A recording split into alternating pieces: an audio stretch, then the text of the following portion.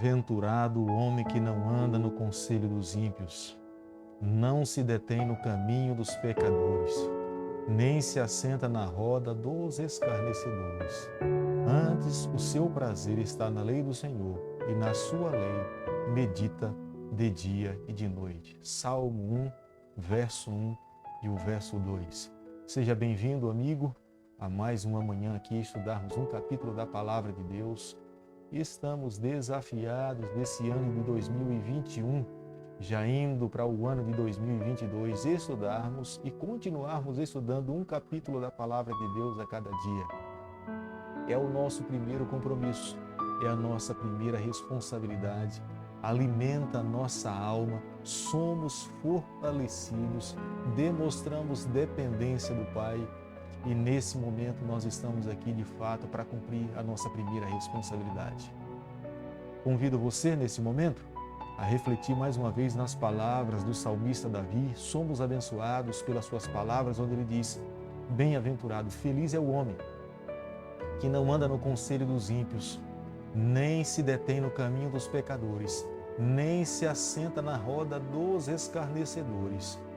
Antes, o seu prazer está na lei do Senhor, e na sua lei ele medita de dia e de noite. Somos chamados a refletir, somos chamados a amar a palavra do Senhor, somos chamados a meditar nas suas palavras e colocarmos em prática a cada dia. Nós estamos estudando o último livro da Bíblia, o livro do Apocalipse. É um livro fantástico.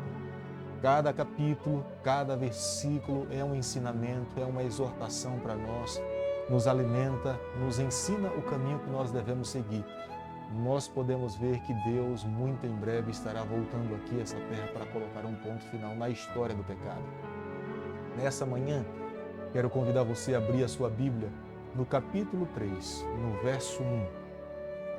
Ao anjo da igreja em Sardes escreve: essas coisas diz aquele que tem os 7 Espíritos de Deus e as 7 estrelas. Conheço as tuas obras, que tens nomes de que vives e está morto. Jesus, quando esteve aqui nessa terra, Jesus fez uma promessa muito enfática aos seus discípulos, falando para eles que estaria com eles todos os dias até a consumação do século. E nós podemos ver isso no livro de Mateus, capítulo 28, verso 18 ao verso 20. Jesus, após ressuscitar, 40 dias após a sua ressurreição, ele esteve com seus discípulos aqui nessa terra, confirmando a sua palavra: vou estar com vocês, não vou desampará-los. Depois disso, como nós podemos ver no livro de Atos, capítulo 1, verso 3, ele subiu ao céu. E corridos 70 anos, quando os discípulos tinham sido martirizados, exceto João, e a igreja estava sendo perseguida, João estava lá na ilha de Pátimos, o Senhor foi até ali para visitar João e lhe colocar nos lábios as palavras que ele deveria escrever para dizer às suas 7 igrejas. Isso fica muito claro porque as 7 igrejas, eles têm nitidamente na sua mente quem era o autor daquelas cartas. Nós podemos ver isso no livro do Apocalipse, porque elas descrevem a pessoa de Jesus da seguinte forma: tem as 7 estrelas em sua mão direita e anda entre os 7 candeeiros de ouro. Está lá no livro do Apocalipse, capítulo 2, o verso 1, o verso 12, 16 e o verso 20, referindo-se à pessoa de Jesus Cristo. É o primeiro e o último que morreu e tornou a viver. Está também no livro do Apocalipse, capítulo 2, o verso 8. Tem a espada afiada de 2 gumes. Apocalipse também, capítulo 2, o verso 12. E o Filho de Deus, cujos olhos são como chama de fogo e os pés como bronze reluzente. Capítulo 2, o verso 18.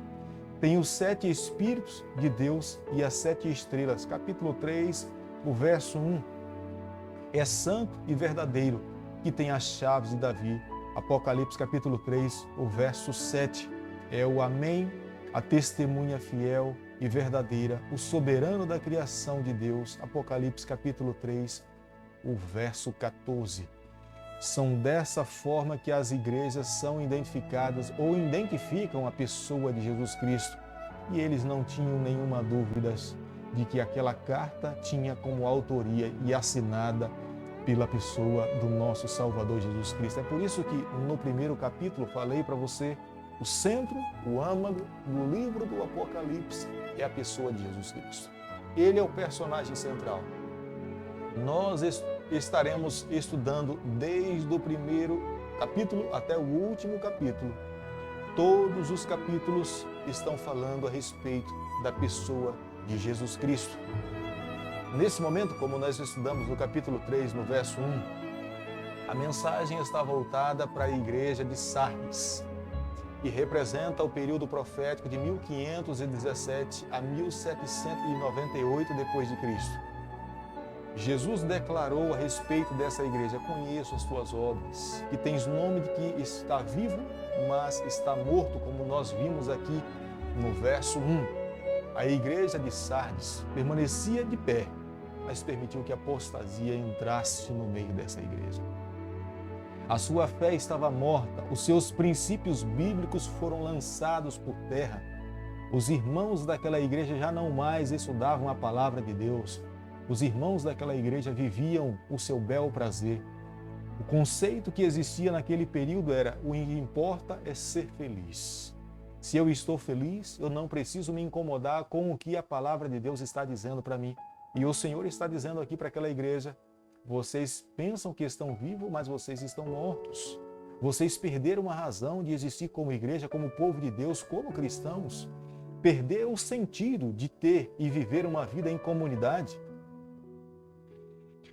Porém, a Bíblia continua dizendo, como nós encontramos no verso 4, tens, contudo, em Sardes umas poucas pessoas que não contaminaram as suas vestiduras e andarão de branco comigo, pois são dignas, como está lá no verso 4. Nesse período se inicia o período de homens usados por Deus para ensinar a raça humana, os seres humanos a amarem a Bíblia. São os reformadores. Deixar de lado as tradições, os costumes comuns e passarem a ser praticantes da palavra do Senhor, amar a palavra de Deus, como Lutero, John Knox, John Calvino, dentre tantos outros homens que deram as suas vidas, arriscaram a sua vida para que a palavra de Deus pudesse ser divulgada por todo mundo. Nós podemos ver claramente a resistência da igreja romana. Milhares de cristãos foram mortos, perseguidos, como está lá no livro de Daniel, capítulo 7, verso 21, porque eles amaram a palavra do Senhor. Eles foram fiéis àquilo que Deus esperava que eles pudessem seguir. Porém, a promessa feita à igreja de Sardes é a garantia das vestes brancas e justiça que Cristo um dia conseguiu na cruz do Calvário e atribui a todos aqueles que lhe aceitam pela fé. Jesus mesmo no verso 5 disse o seguinte: o vencedor será vestido de vestiduras brancas, de modo nenhum apagarei o seu nome do livro da vida. Pelo contrário, confessarei o seu nome diante do meu Pai e diante dos anjos, como nós encontramos no verso 5.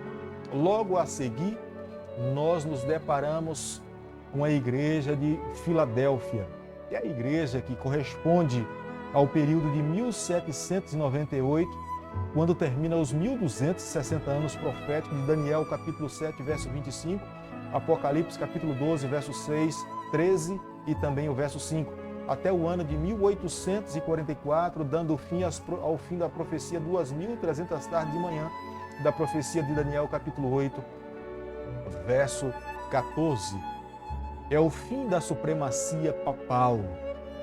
Esse período ficou assinalado pelo empenho missionário dos irmãos.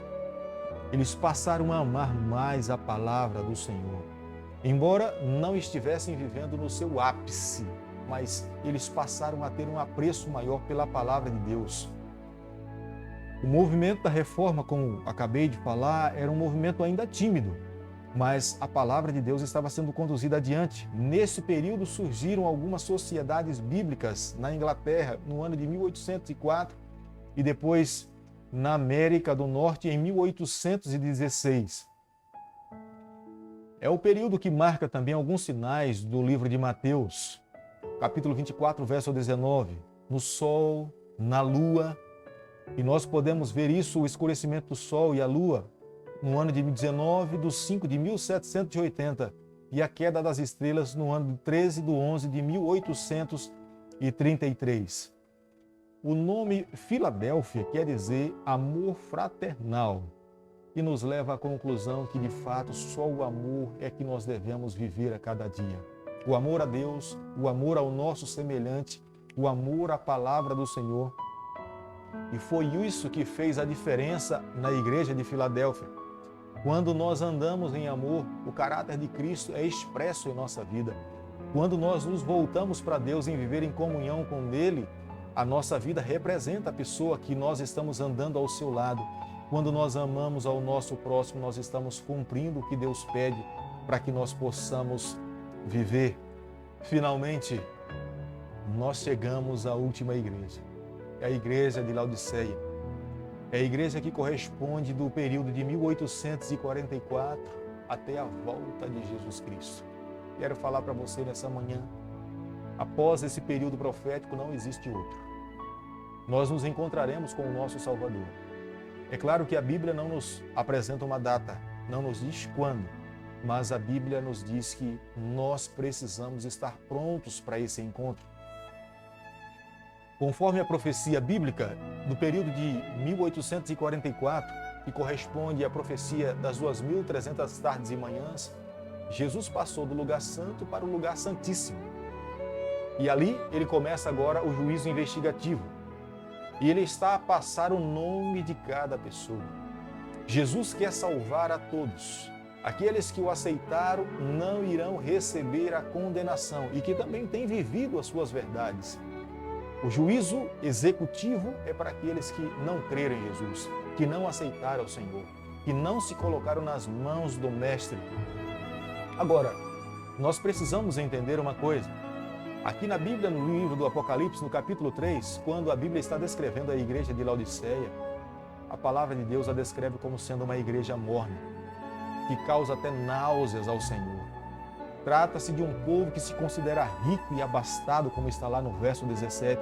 Pessoas que estão acomodadas dentro da igreja, estão mais preocupadas em auto se satisfazer do que buscar pregar, viver o evangelho que Deus pede que nós possamos viver. Portanto, há um convite de Deus para que nós possamos ouvir o seu chamado, abrirmos o nosso coração. Ele está batendo a porta do nosso coração. A Bíblia mesmo apresenta que é Jesus que está batendo a porta do nosso coração. Se nós que estamos vivendo nesse período e estamos ouvindo as palavras do nosso Salvador Jesus, nós precisamos ouvir, dar entendimento, permitir que Ele faça morada, transforme a nossa vida, que saiamos de uma vida de comodidade e passamos a viver o nosso primeiro amor, vivermos uma vida de fidelidade ao Senhor. Meus amigos, nessa manhã, quero convidar você a refletir nas palavras do Senhor. A Bíblia fala no capítulo 3, o verso 20, Eis que estou à porta e bato. Se alguém ouvir a minha voz e abrir a porta, entrarei em sua casa, cearei com ele e ele comigo. O convite do Senhor é para mim e para você. Ele deseja conduzir a nossa vida por completo. Ele quer fazer morada no nosso coração. Vale a pena salientar um outro ponto. É o último movimento profético. Nós não podemos, nesse momento, brincarmos de cristãos. Nós não podemos brincar de amarmos a palavra de Deus. Nós precisamos seguir restritamente aquilo que Deus pede para cada um de nós. Já fazendo uma reflexão no final, nós não podemos oferecer para Deus o que nós achamos que é o de melhor. Nós temos que oferecer para Deus aquilo que Ele pede, que está prescrito na sua palavra. Nós não podemos agir como Caim, nós temos que agir como Abel. Se o Senhor pediu o cordeiro, é o cordeiro que nós precisamos levar para o Senhor. Meu amigo, se Ele pede o nosso coração, não entregue uma outra parte, porque creio que se Ele está pedindo o coração, é dali do coração onde Ele terá o controle de toda a nossa vida.